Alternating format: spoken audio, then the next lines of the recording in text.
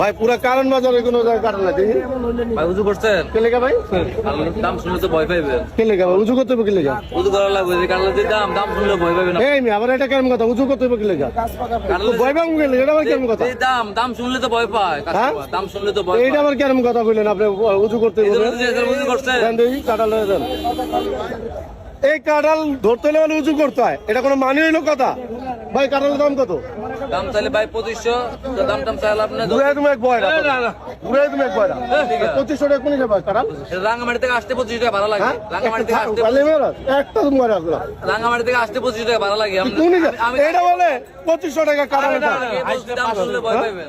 আমি হাইস গেলে 200 টাকা হইব 200 টাকা 200 টাকা বেশি গাড়ি ভাড়া লাগে এইটা কোন যাবে 2500 টাকা চলে না রাঙ্গামাটি থেকে আসতে 25 টাকা ভাড়া লাগে।